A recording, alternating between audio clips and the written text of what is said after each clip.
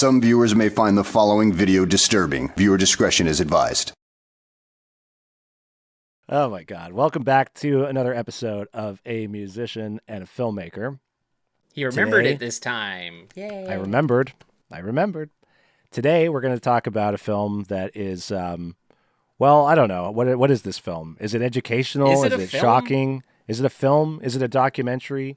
What purpose does anything serve that you learn in this movie? We're talking, of course, about Hated, a documentary about the famously disgusting human being, I think G.G. you could say Allin. infamous in this context. Infamous, disgusting piece of human trash, G.G. Allin, as directed by Todd Phipps, who you might know from directing such massive hits as the Hangover movies and the Joker movies.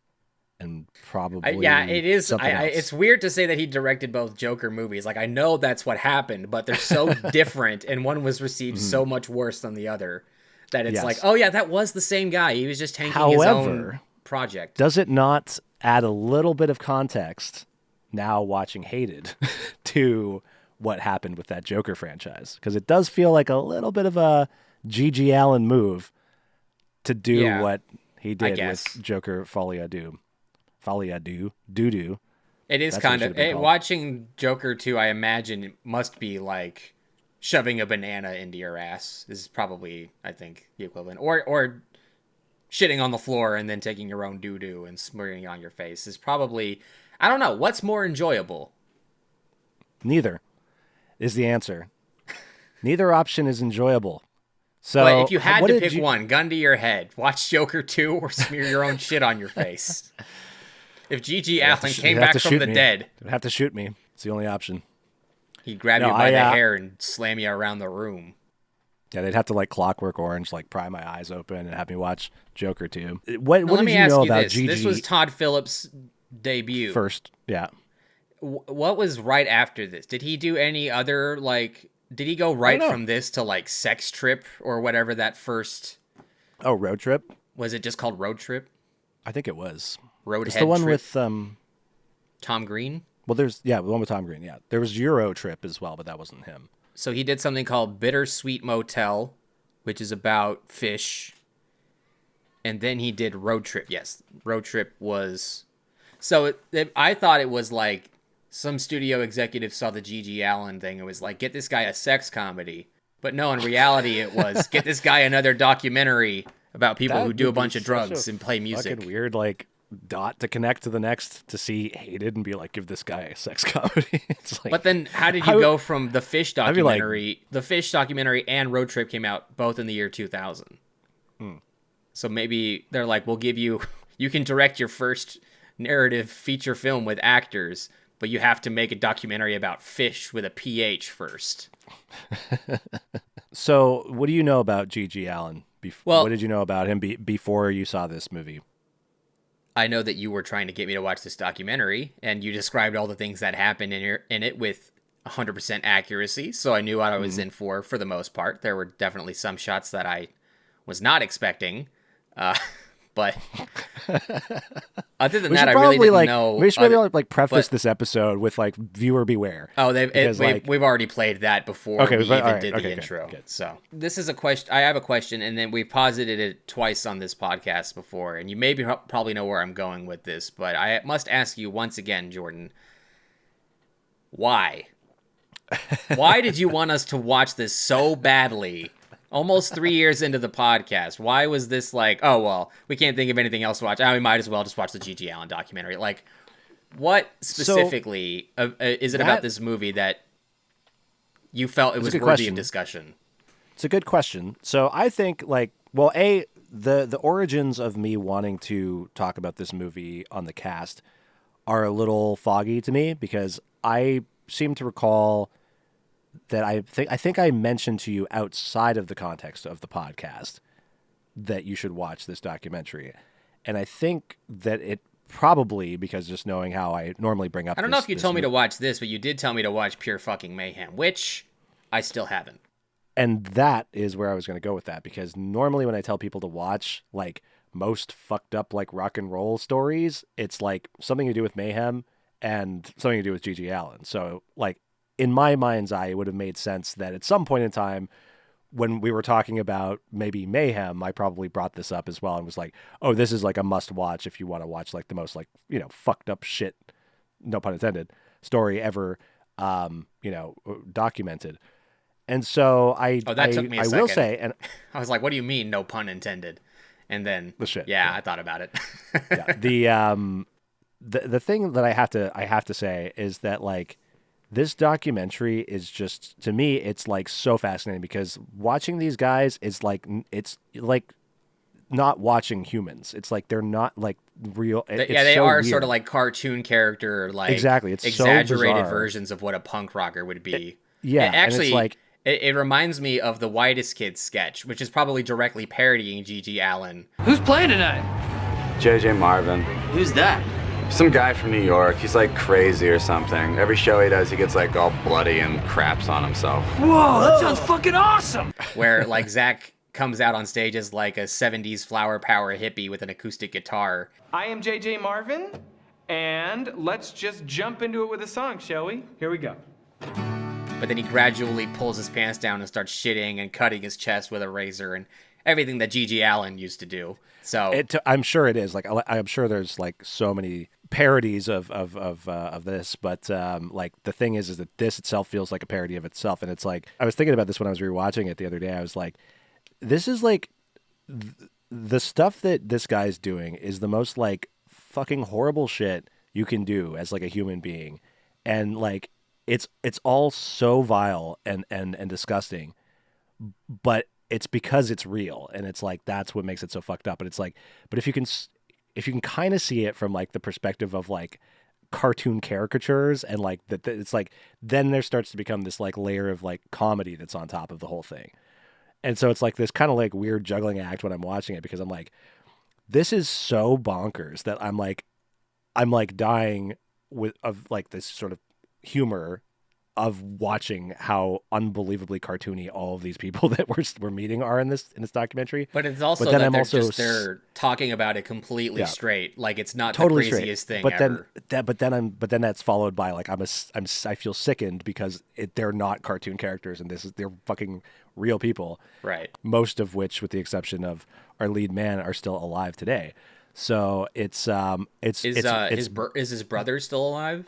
His brother Merle is still alive. Does he still have that overgrown Hitler stash? So he has a variation on what we see in this documentary. And so for those who haven't seen this, it's like one of the funniest like goofy jump scare moments when his first talking head, Merle Allen's talking head interview, and he's fucking got this like Bozo the Clown, like what it's like he's got Bozo the Clown's hair but as sideburn like mutton chops, but then he has everything else shaved, and he's just got like a puffy like Hitler. Well, it's almost, it seems like a weird. It's almost like it was like a build your own giant beard kit that him and Gigi split. So he just has the middle mustache. Gigi doesn't. He has the side, everything else of the mustache, and then the other guy doesn't have a giant goatee, but Gigi does. Yeah, and Gigi doesn't have any chops. He's just bald. This is like one of the best comments I ever saw. Was like there was a like they do play some clips in the documentary from like the Geraldo Rivera show, right? Where he's like, it's like it was a popular talk show in the 90s. Gigi Allen was also on Jerry Springer at one point, and like if you go and watch that, it's like it's like perfect for Jerry Springer. It's like that absolute bonkers bat shit, just like shocking sensationalism, like all that shit. But one of the best things about that is on the YouTube video, the comment, because I think Merle Allen is also there, like in the audience. Yeah, when Geraldo, he's like, oh, in the front row, we've got the Gigi Allen fan club. And then they cut to his brother. I'm like, he's not in the fan club. He's in the band. He's like the guitar player. It was like the whole band was just sitting there. So, but like they must be his fans. In the Merle has the same like Hitler mustache, and Gigi has the same like like the flip of that with just the sides.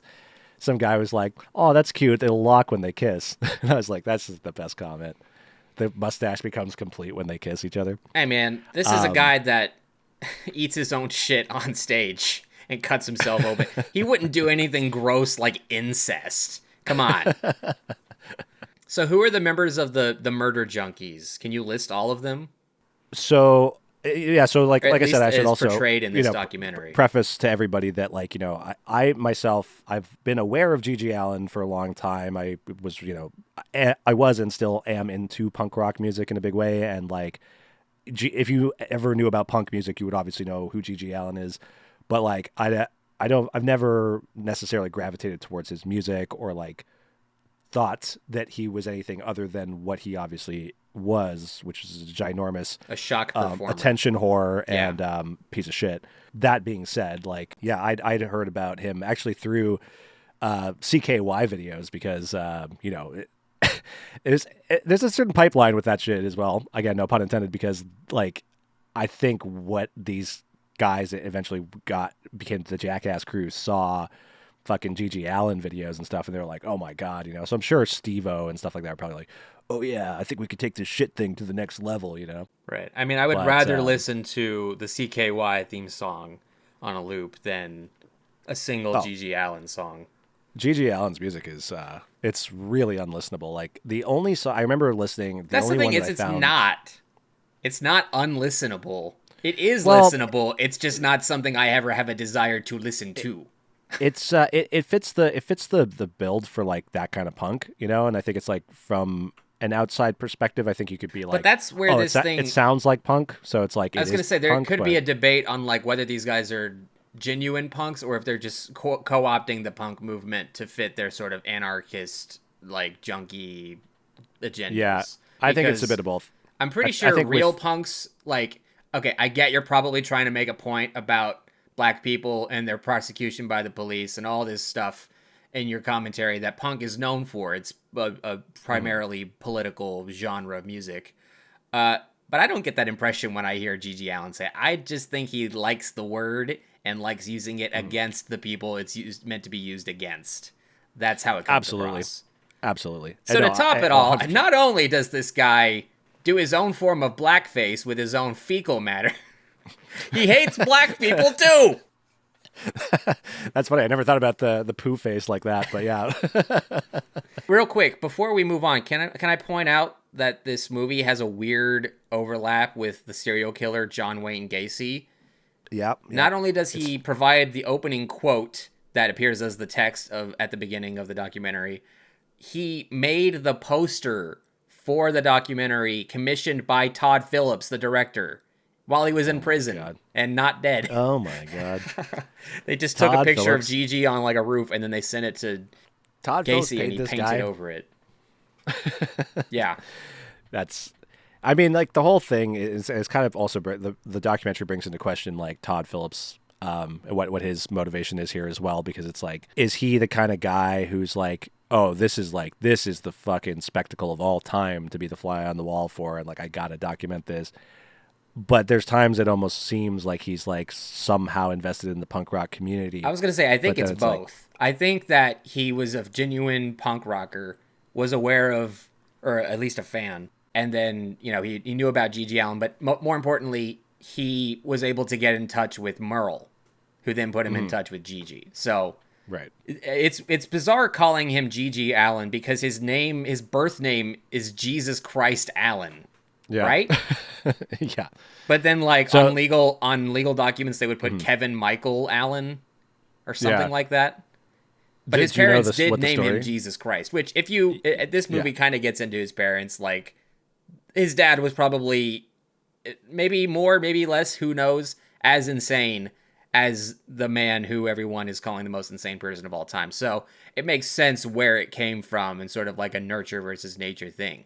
That being said, I don't think he ever witnessed his father smear his own shit on his face. Maybe he did. I don't know. This is only 52 minutes knows? long. We don't have time to get into it. G.G. Allin died before they could even release the thing. But not by killing himself on stage. Like, he wouldn't shut he up said he about would. doing. It even gets to a point where, like, that's like the focal point of the movie is the fact that he hasn't killed himself despite the fact that he keeps saying that he will. And then he died of a heroin overdose. So, Yeah. really, Real. he's a poser, is what I'm saying. anticlimactic. Only sure, posers like, die, you fucking idiot! It's so funny because it's like this documentary. I was like, if you looked at it like it was almost like a mockumentary, like maybe this band never existed. Maybe Gigi Allen's just a character, like, and this whole thing was orchestrated. I'd be like, this could be the funniest like documentary of all time, because it's like this whole thing, and then you're following this arc, and you're just like, oh, and then he just died of a heroin overdose, and it's just like, ah, fuck, there's not even a good story. What here. was Like, up with his corpse at the funeral? Why did he look Okay, so- like? Did so they this cover is his an- face? And This is a very interesting story, because I actually was under the impression that there was a lot more in the documentary than there actually was. So turns out that, I guess many years ago when I watched this movie, I guess someone must have had the DVD or something, because like there's a special feature on the DVD that's like an additional like hour or something. right. It includes And all when of I Gigi when I Allen's. tried to pirate the movie instead of watching it on Tubi, that's what got downloaded, was that. So when it just hard cuts to like some random yeah. thing with no, I'm like, wait, this is how it starts, and then I realized I was watching the wrong thing. But Well, that's I thought that was like the end portion of the movie, because like that kind of documents the last show in New York that they played and then got kicked out of. And then he's like progressively getting more and more fucked up. And then like he went to this house party or something, and everyone was doing heroin, and then he overdosed. But apparently the story was like that, like he died on the couch after having his heroin overdose.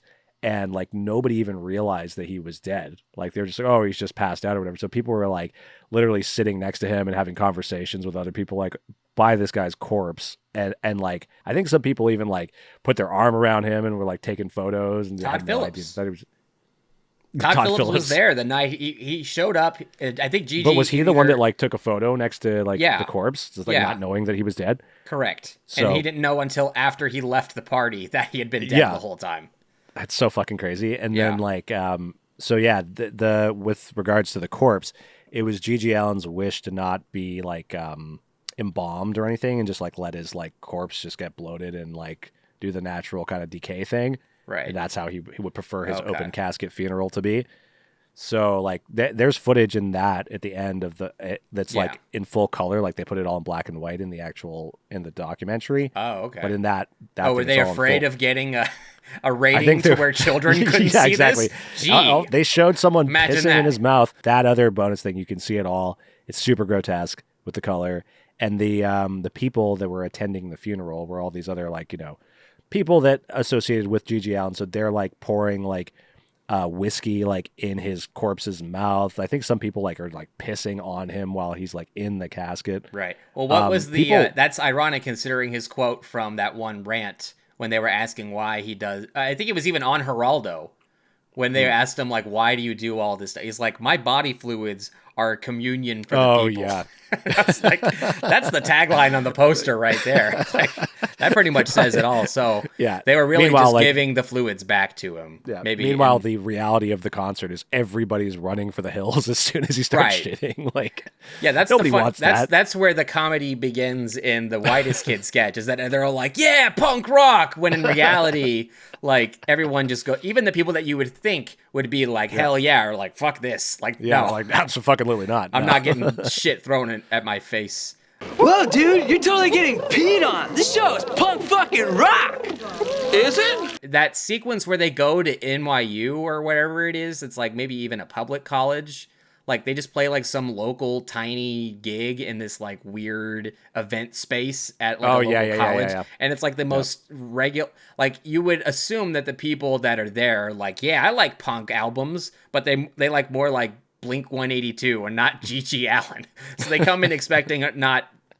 I mean, he just immediately gets naked and is like trying to get everyone else to strip naked. And then Yeah. it's really hard to tell when the cops show up in this documentary whether it's people that are trying to bust him for,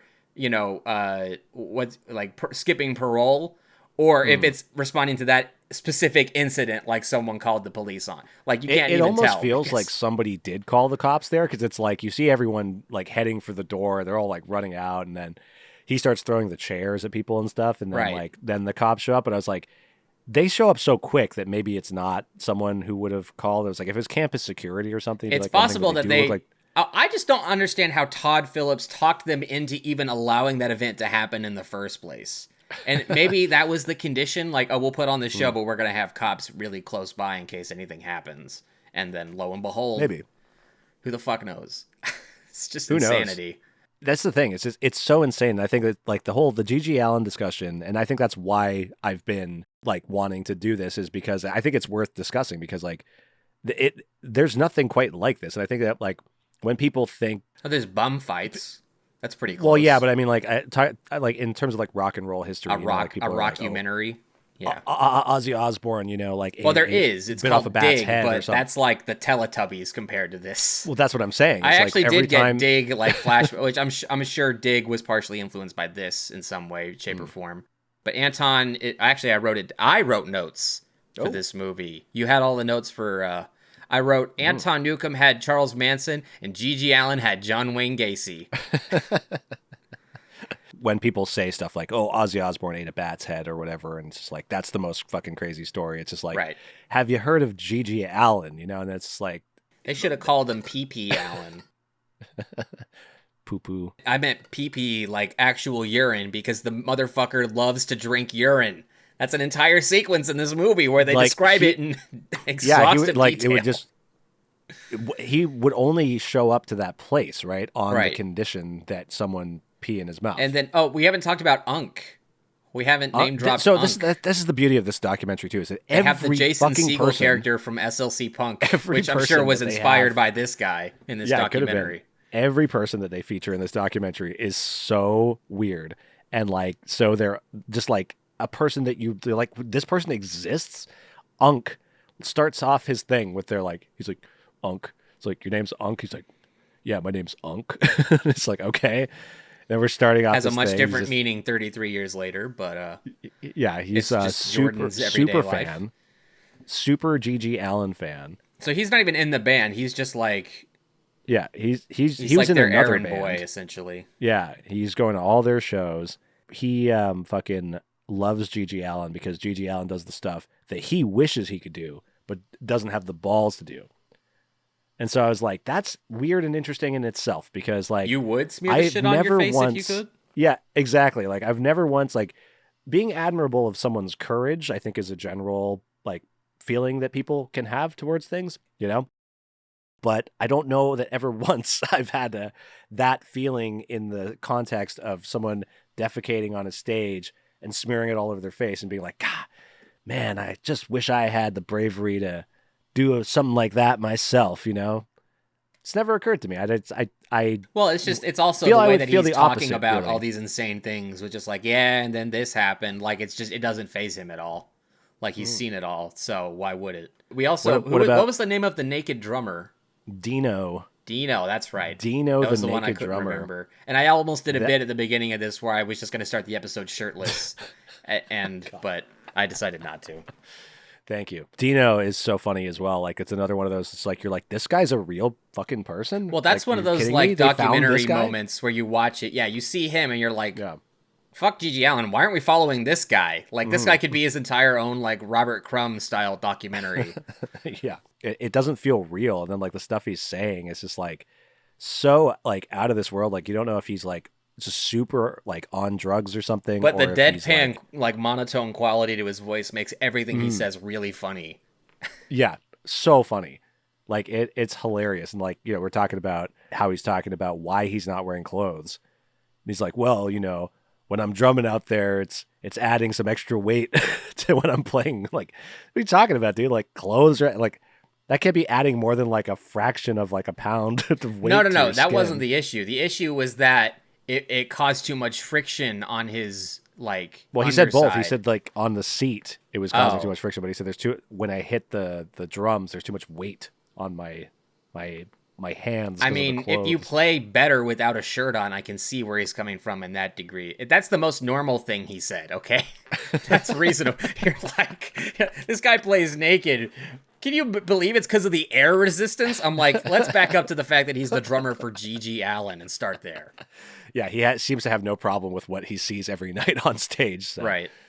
But I like that one of my notes, one of my entries was just, ew, dude. And I believe that was a direct, I mean, that could apply to like most of this movie at any time they actually show the thing they're talking about. But I believe that was in direct response to it seems like it's starting out like a normal documentary pace, and then it like hard cuts to a video of I think it's Gigi putting a hot dog in his ass, pulling it out, and then someone putting it directly in their mouth.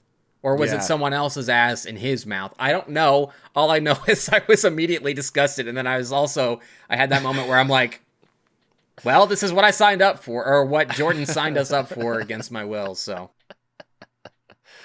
Hey, we could have watched The Green Inferno. This was a better choice. Somehow this was less disgusting than that movie.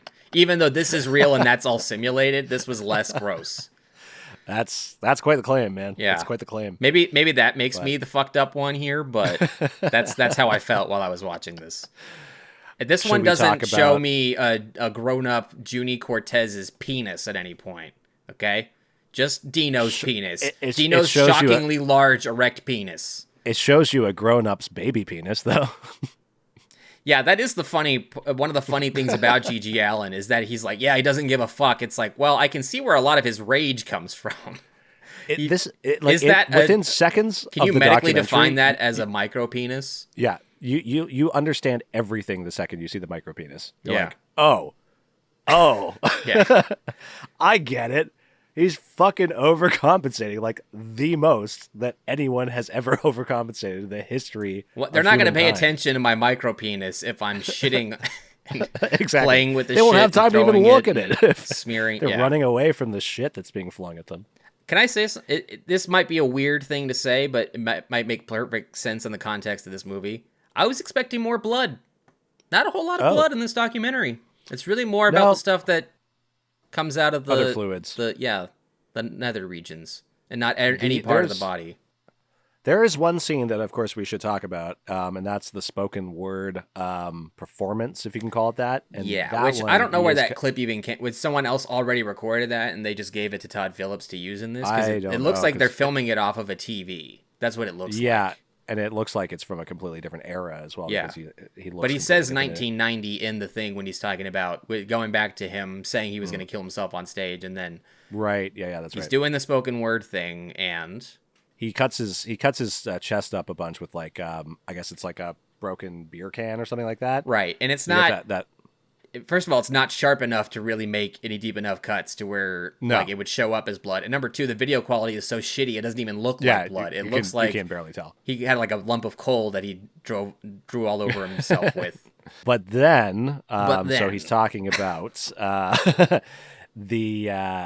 onstage suicide that he's planning. Proposing. Yeah, somebody in the back of the crowd, a woman at the back of the crowd says, you should have killed yourself sooner. Does she say that, or does she ask why not? I believe she's that like, why didn't you kill yourself sooner, or something like that. And that sets him... And that triggers him for some reason, even though... everything triggers him. Basically what he's... Yeah, he's the angriest person that's ever existed. So he, basically... Well, I mean, not basically. He fully assaults this lady. Grabs her by the hair, then, literally just like throws her around the room without letting go of her scalp. And then there a bunch of guys come in, from the crowd come and start kicking Gigi's ass to get him off of her. Very wholesome. He just goes back to the act, and I feel like the other people go like, I'm sure the woman probably left. I would hope so, and hopefully wasn't too badly injured from all that. And but it seems like whoever else was there just kind of resumed. Okay, well, right, because that's I had the thought afterwards where, like, thinking about it from her perspective, I'm like, well, what else did you expect to happen? And maybe she had no idea that was going to happen, like everyone else was getting ready for. Although, speaking of this, did you read the bit of trivia where they talked about actually shooting the documentary stuff that clip does not include, like the stuff that Todd Phillips shot for this and his NYU fellow classmates?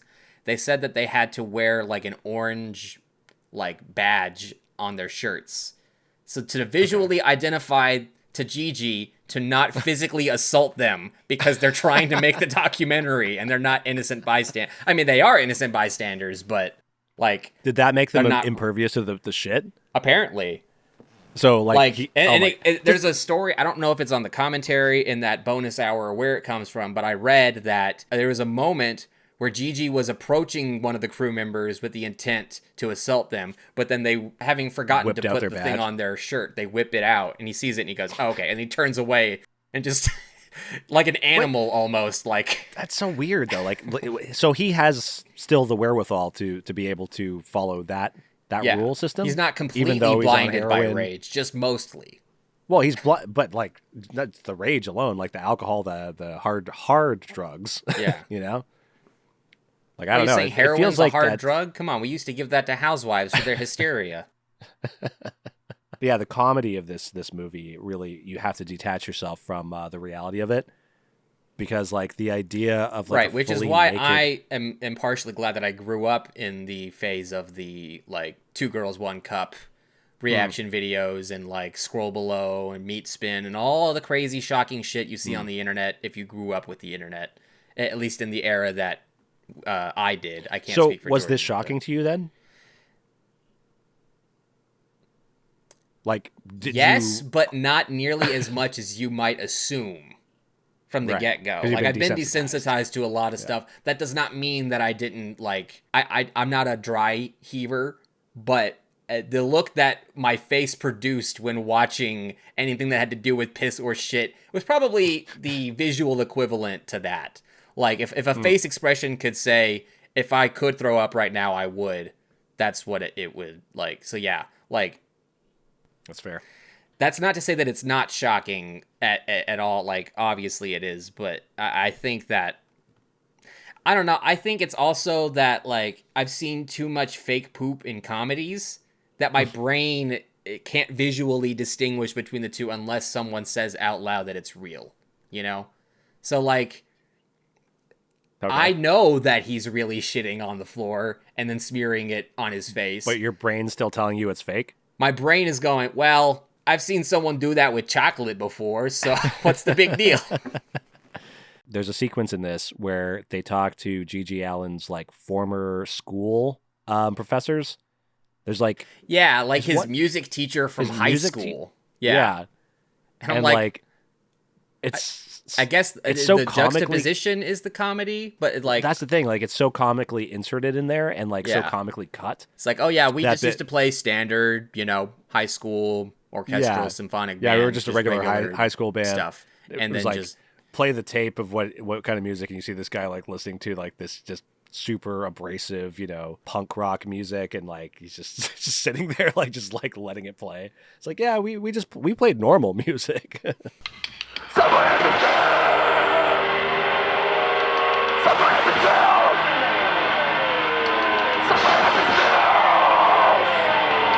it seemed like it was going in a strange direction that maybe if this was feature length, it would have gone more into. But I'm glad that was just sort of like almost a non sequitur. Like we could probably assume that he had a fucked up, yet albeit somewhat normal childhood before he turned into the person that he became and died at age 36. How does it feel, Jordan, to know that you're older than J.G. Allen was when he overdosed on heroin? I fucking beat you, guy. Well, it is kind of funny that, like, obviously now that he's dead and not in the same room as me, I feel perfectly comfortable saying that all that talk about him killing himself on stage, it kind of does make him come across like a poser.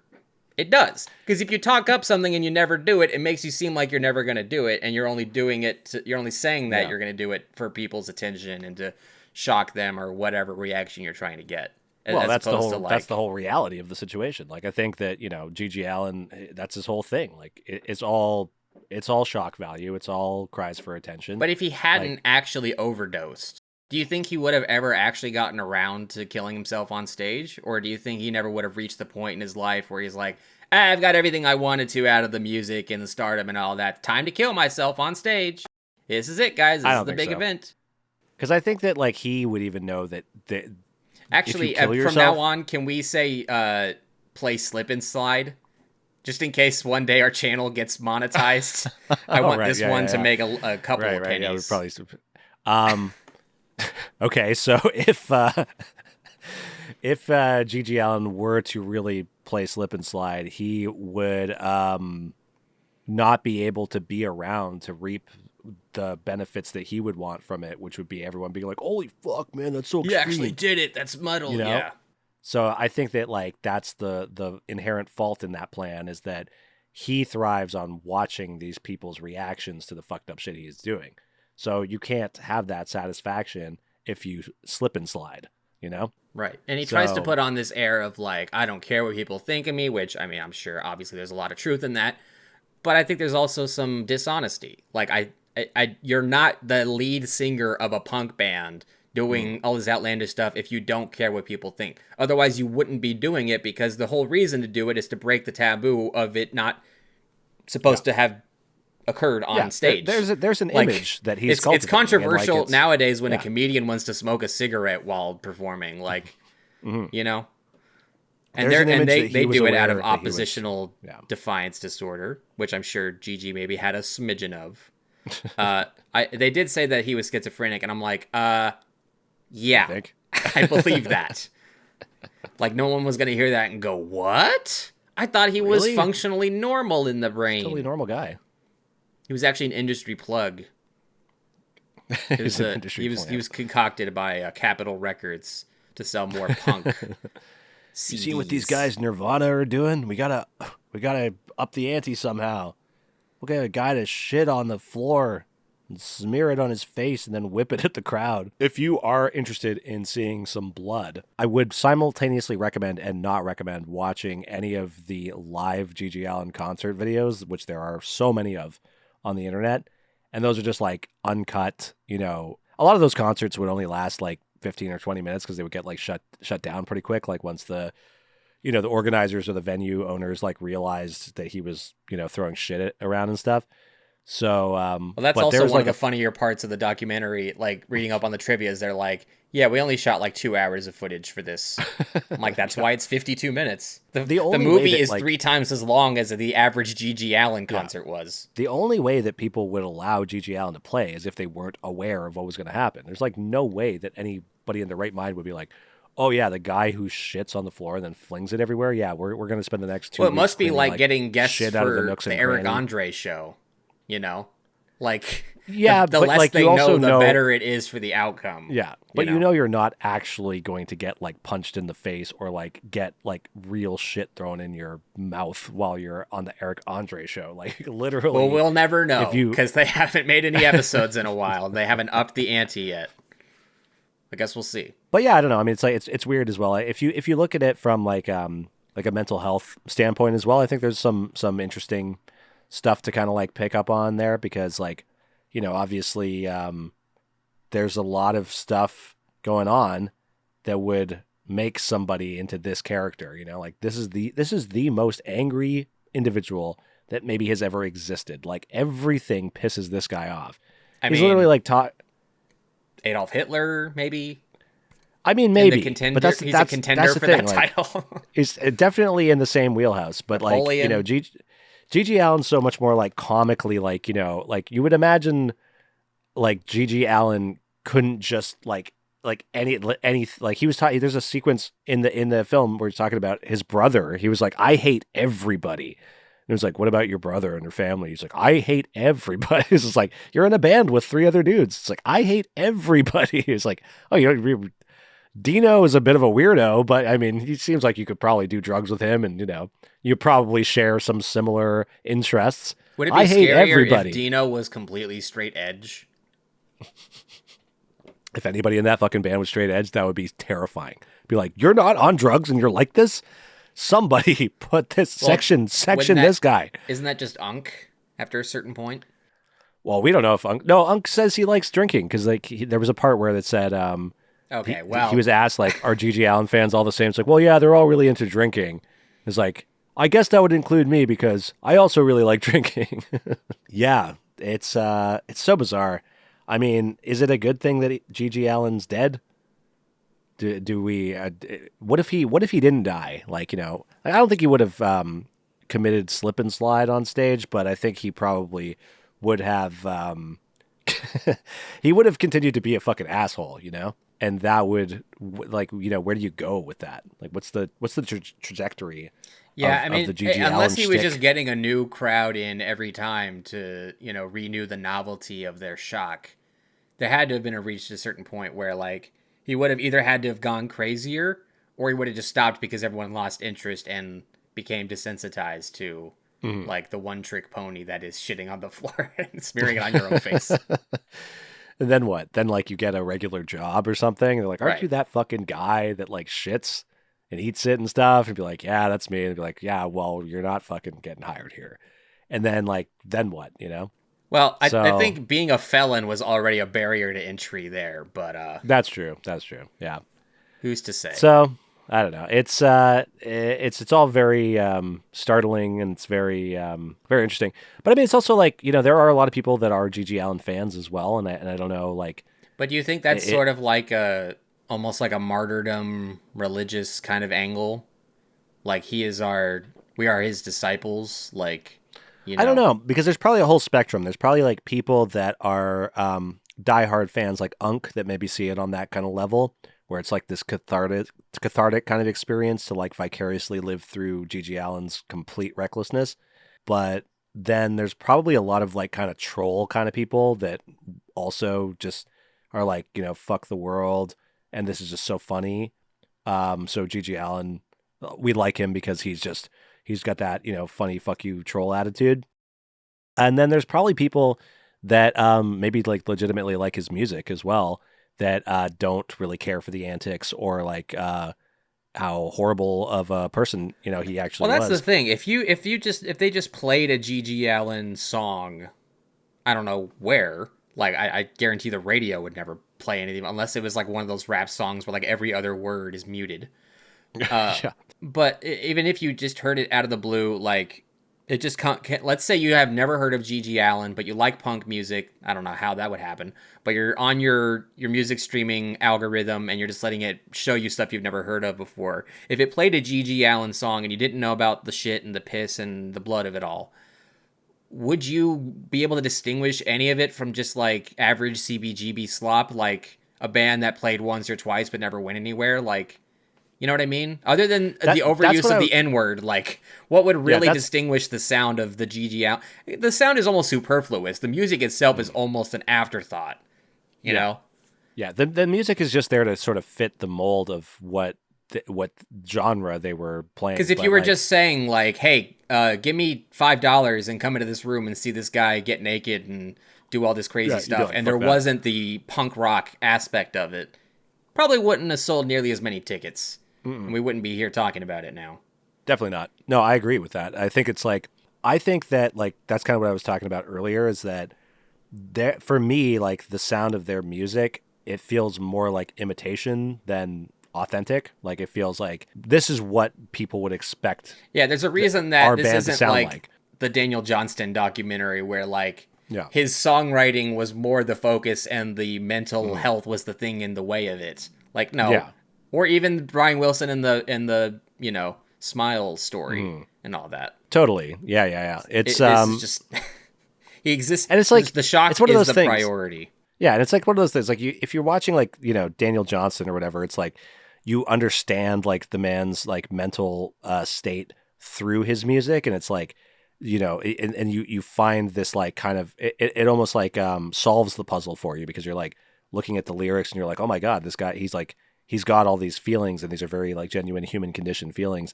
And then it starts to make sense of kind of like the craziness that you're seeing.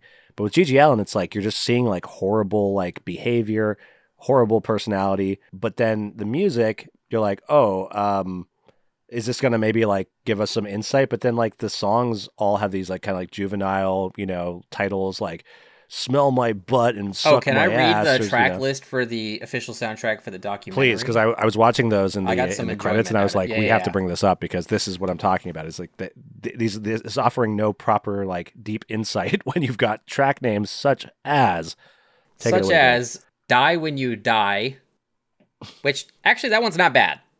Like the parts of it they played in there, I'm like, it's this so is fucking this obvious. is fine. It's Yeah. such an obviously stupid like title that it kind of makes me laugh. But I It's mean, like Born to musically, the Die. song itself, you're like, it's not bad, but it's still a G.G. Allin song.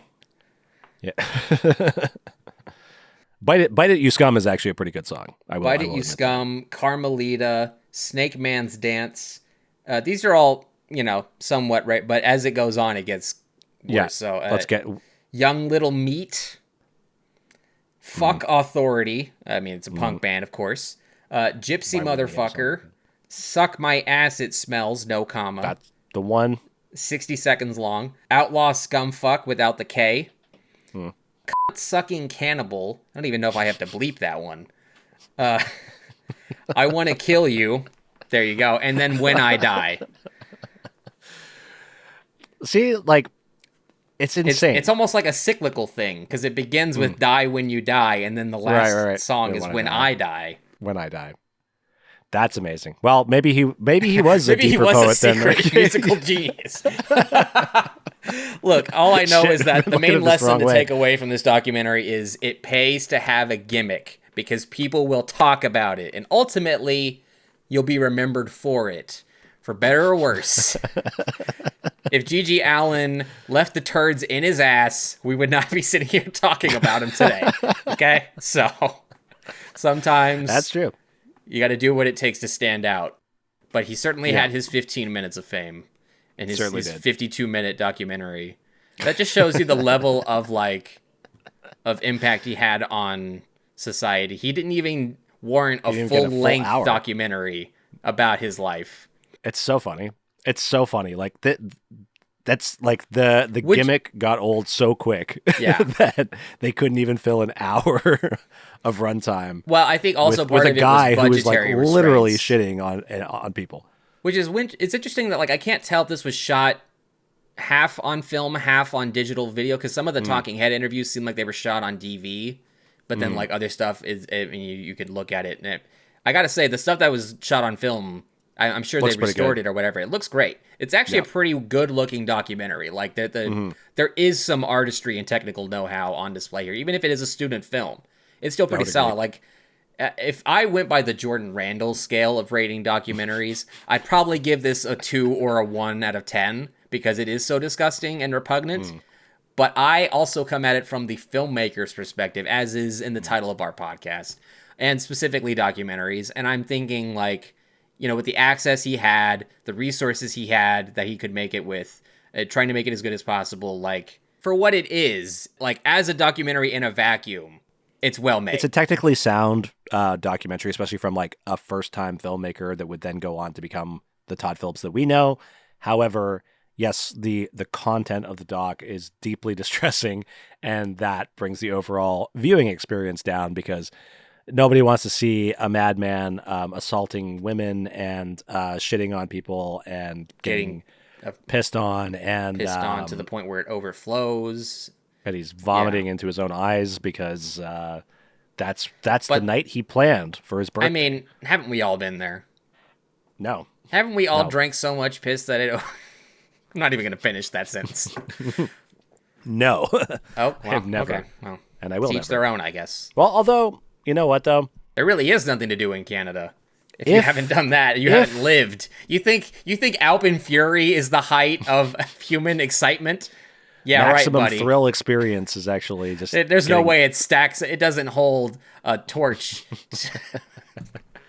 But for our viewers out there, I think I should also say that if you are into doing that kind, drinking pee or whatever, and you're in an environment where everyone is okay with this, everyone's consenting, then it's not personally for me, but if that's something that you enjoy doing and everyone is in agreement, then then you've come to the right podcast. Because we're not here to kink shame you, apparently. We're not going to shame you. I'm just not going to necessarily partake with you. I'm not going to join you, whoever it's you like may me be. with people that still drink, even though I don't drink anymore. Look, you guys have fun. You enjoy the booze. I am going to wake up in the morning not feeling like death. And we'll all live our lives the way we want to. Exactly. So long as it's not like G.G. Allin's life, then you do it exactly how you want. With maybe those little bits if it's all consensual, but I think this is really, a good example of a bad example. Don't be like G.G. Allin. Be like Varg Vikernes, okay? So, what does that mean, Greg? Are you saying that you should be? Well, GGL never murdered anybody. He didn't live long enough to. Well, isn't that even what he says in the He thing? said Like, that. I Yeah, probably yeah. would have killed someone if I didn't get my rage out some other way. Yeah, he's It's like, I probably if I would've killed wasn't somebody in a already punk wasn't- band, I would be a serial killer, Yeah, essentially. yeah, that's what he said. It's like, I mean, you're basically you're right up to the border of serial killer. Like, Just crazy. Just crazy. Jesus Oh, Christ, yep. Allin. Jesus Christ, Alan. I don't know. I don't know if there's anything else to say about this documentary, if there's anything else to say about this guy. I will say that there was one time when I used to live in Ottawa, and Ottawa is the capital of Canada, for you that don't knows. But when I used to live there, they've got a really good punk. Is Ottawa the community. city or the territory? It's the city. So we live in a province called Ontario, and in Ontario, we've got cities such as Toronto, and then we also have cities like Ottawa. I don't know Ottawa's the why I thought capital. Ottawa was in, like, Alberta or something. No, it's like a 5-hour drive from here. That's where Jay McCarroll was going to go to play the open mic. So, and I've actually been to that. I've played that open mic before. But Did you make the 5-hour drive in your RV to do it? no, because I lived there, if you were paying attention to the story. I wasn't. When Sorry, I I'm lived still there- thinking about drinking enough piss to Still drinking about vomit thinking my about own drinking eyes. about piss. The punk community there is really awesome. What's the fucking point I was trying to make with this? Does it have something to do with Gigi Allen?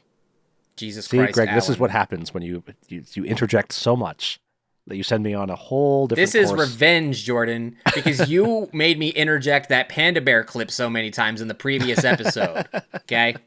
This is what you get. You reap what you sow, motherfucker. That's fair. It is my fault. So Ottawa has a great punk rock scene community situation going on there, and I was fortunate enough to hang with a lot of punks when I lived in Ottawa, even though I was there for like a brief little stint, like 5 years in total or something. But I left and I came back, and then I went to one of the great punk rock bars in the Byward Market, the Dominion Tavern, and I was sort of like hanging out with some people that I'd known from a few years previously. We're getting drunk, and I was talking to a guy, and he was talking about how much he loved Gigi Allen. And I said, Gigi Allen is a piece of shit. And the guy punched me in the face. And then I looked at the guy, and I was like, Gigi Allen like would have wanted to be called a piece of shit. Right. And the guy was like, yeah, actually, you're You probably are right. what you eat, okay? You are what you eat. So, yeah, the guy and I think we ended up like just drinking beers for the rest of the night. We were okay after that. Well, But would you... It If sticks in my someone mind said that it to was a you, Avitair is a piece of shit, would you then punch them in the nose? I really wouldn't punch anyone in the nose like without a really good reason. It would need to be a very, very good reason for me to physically attack somebody. What if, let's say you were, I don't know, doing a podcast about one artist, but then the other person you were doing the podcast with brought up a different artist over and over again, to the point where that almost dominated the conversation? You think that might be a legitimate, appropriate reason, or you have a higher standard than that? Remember to like and subscribe. Thank you for watching A Musician and a Filmmaker. Yeah, not so fast there, buddy. You know what? You can plead the fifth. That's fine. Although, do you even have? You don't have no damn Bill of Rights in Canada. You can't plead no damn fifth. No, I mean I don't know. What can I? I'm sure there's like a similar thing. I don't know. That's only you can answer that.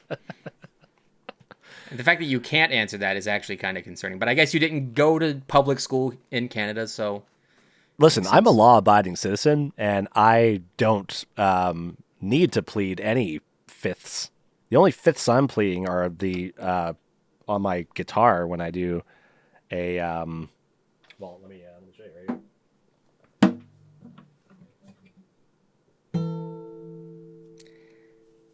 I'm sure on the recording you're going to send me, that's going to pay off really well. Discord or wasn't Zoom even just right. cut all of that out, so I can't hear anything you're doing.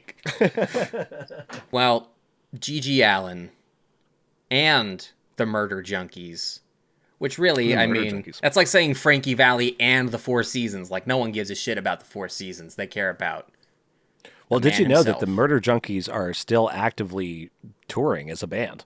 I mean, if they're still alive, I guess that makes sense. They like, are. And, the original yeah. Misfits are back together, so what the hell, you know? Although, And is that already a dated reference? The Misfits? No, the original Misfits, like that lineup that was doing the festival dates and all that. Like, No, that's within the still last few years. relevant because that was like Coachella of last year or something, wasn't it? Yeah, something Yeah. like that. But what might be of interest to you is that Merle Allin, he's like now I think maybe the front person of the Murder Junkies. He's a full-on like Trump supporting Republican. No. The guy with the Hitler mustache? The guy with the Hitler What? mustache. I never would have guessed that. I know, right? Unbelievable. So you're saying that him and Mike Love would get along swimmingly even. I think they would. They would. They're basically the same Match made in person if heaven. you think about it. Pretty much. Have you seen that picture of Mike Love screaming on stage? Like, No. while they're all... God, I don't even know. Were they covering the Monster Mash or something? I have no idea, but it's a meme that's gone around for a while because he looks like... I mean, just search Mike Love screaming. It's the first result. Yeah, that's what I'm doing. Oh my god. Oh my god. So maybe he is a lot more What like G.G. Allen than we thought. He the just hell stopped is short of going on? the body fluids part of the Look at performance. his forehead. Yeah. That is wild. I mean, he's always had that dog. Like, what possible song could they have been singing to where he needed to make that big of an expression? That is unreal. That's so funny. As part of whatever he was vocalizing. Now, would you recommend this documentary to anyone that hasn't already decided that they're never going to watch it after all of so this? honestly, I think I would, but I would definitely give A lot of asterisks. lot that. of disclaimers. Yeah. I don't think this movie's for the faint of heart. I think like it's very upsetting. I think if you're gonna watch this movie and you don't know who G.G. Allen is already, I think It's you're going to be upsetting very even if you upset. know what you're on board. Yeah, to- it's true. to It's see. up- Even it's if you know upsetting no matter exactly what. what's going to happen, it's still upsetting to actually Yeah. watch it in real time. There's a lot of stuff in here that is not fun to watch. However, if you are able to just kind of zoom out and look at it as just like insane absurdist comedy, there is a lot of entertainment value there. But there is that nagging feeling in the back of your head that you know that it's not fiction and it is reality.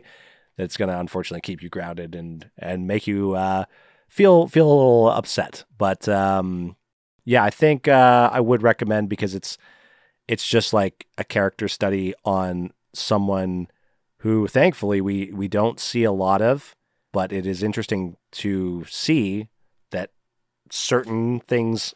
Oh my god, my monologue. To see that certain things in someone's life could be the building blocks towards becoming somebody like G.G. Allen. So, if anything, maybe cautionary tale, but yeah, I don't know. Fascinating. It's just like anything, It's like Yeah, a I will fucking say that train even- crash or whatever. You got to look at it. Well, unless you're a 5-year-old Jordan Randall, in which case you got to get out of the way because that thing's going to come through the screen and run you over. Train sounds. You know what's funny, actually? I think the reason that that this in particular didn't shock me as much as you might have expected is because you already made me watch Lords of Chaos, which has simulated endless close-ups of wrists being slit open and a head being blown off with a shotgun and posing with the blood and cut. So this was kind of like, yes, fucked up in its own way, but it's not like, I'm a pilgrim that just moved to America and I'm discovering like Times Square for the first time. Like they're believe it or not, despite the fact that I look like, poster boy for being a white person in America, I've seen some shit. Probably not as much shit as you've seen, but I've literally now seen Quite a lot of shit. some And other now shit. we are seeing for the first time Greg's zit. It's not a Oh my zit. I God. cut myself shaving. I told you that. That wasn't a lie.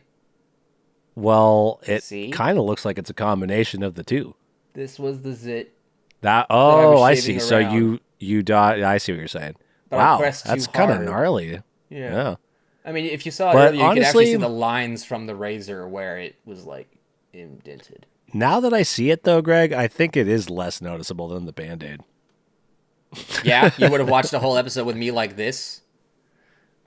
Yeah, maybe I might have been like, "What's that on your chin?" Yeah, that's what I'm thinking. I'm thinking people will move past the Band-Aid. They would not have moved past this, but they're gonna see it for the entire outro. So, Well, this is what's gonna get us. are you happy, demonetized, Jordan? Greg. This- Are you happy? this Did you pushed get it what you over the- wanted out of this? This pushed it over the limit. Everything we talked about. Now this totally is gonna get fine, it but demonetized. That's what I'm saying. We can't show gore to the children. That's horrifying. I'd rather watch the hated documentary with my eyelids If I had a pried open macro like lens, clockwork. I would orange. just. Can I do the rest of the episode with just my mouth? Oh my god. I know. Wow, I have look at those coffee pearly teeth. whites. I haven't brushed yet. Well, thanks I guess everyone let's for end it- watching a musician and a filmmaker, or listening, however you decide to do it. But if you are listening at this very moment, you're missing out on a great bit of visual humor. So, maybe reconsider some of your life decisions, or don't. Depending on how you feel about this specific moment. But And if there's anything I want to leave to the viewers as my message for this week, this month, is bite it, you scum. is that a G.G. Allin reference? Yeah, it was like the song we just talked about. Oh. Sorry, I was distracted by all the songs about death and dying, and when I die, you die, we all die, die, die, die.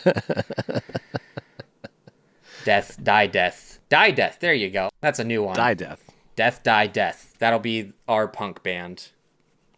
Maybe we should start a G.G. Allen inspired band where we also The shit smearers.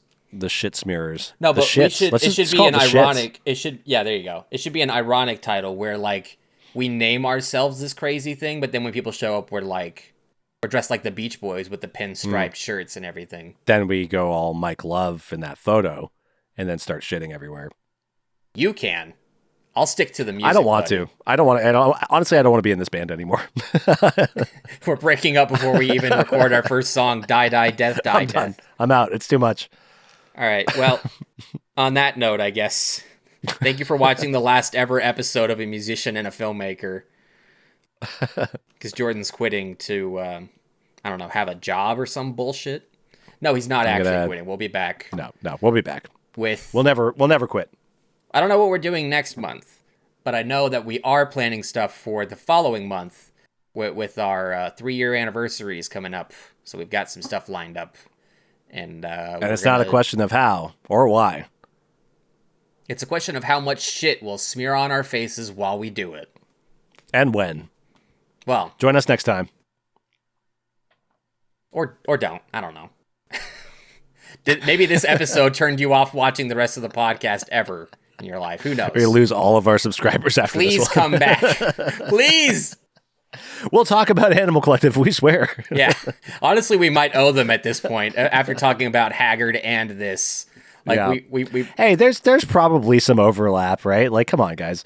The Animal Collective fans that are watching this, yeah, the Animal Collective fans that like painting Yeah, with, they're yeah, all about probably- the shit flinging. yeah, you probably know about G.G. Shit Allen and already. farts. This is not news to you. You've seen this. I'm sure the members of Animal Collective have seen this documentary. I hope. Honestly, if they haven't, I'm going to stop being a fan until they do, because they owe it to us. I mean, wasn't Noah in a movie about feces? That's true. Actually, yes. That's where they got the inspiration for for Fecal Matters. That's actually, yeah, if you think about it, his character in that short film is based on like a G.G. Allen. He realizes the way to get people to like him is to eat his own shit. Wow. Amazing. Can you believe we were going to cut the episode off before we got to that? Well, on that note, we can't do any better than that. Thanks for watching. We'll see you next time.